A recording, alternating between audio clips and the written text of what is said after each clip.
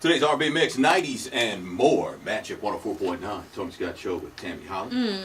I don't know if you heard that Tammy was featured in the A&E section, front page last Sunday in the Post-Dispatch. You can read, great read. Find out stuff about Tammy you didn't know. We'll link you over to it on the Tony Scott page at kfjm.com. Thanks, Tom.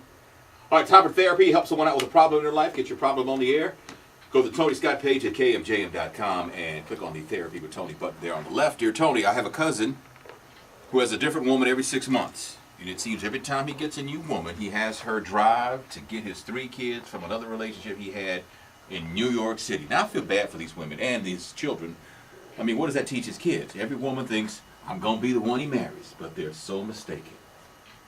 One day at one of our family gatherings, I heard he had paid my child to lie to one of the women calling his phone. Now, I love my cousin, but this is too much. My son says he wants to be just like his big cousin and not like me. I try and influence him to do the right thing, but it don't seem like it's working. Would I be wrong to forbid my child from seeing his cousin? No. No, you would get criticized for it, you know, but you as a parent, you decide. You decide what's exposed to your child. You decide. Not every child. See, some children who are like, say, 8 years old, they can handle things. Some children at 8 years old can't handle the same thing. Some kids at 10 years old can't handle what an 8-year-old can. It just depends on the child. And if you don't feel your child is ready for that, if you feel like your child is looking up to his cousin, the wrong cousin, and you want to stop that, you do what you got to do.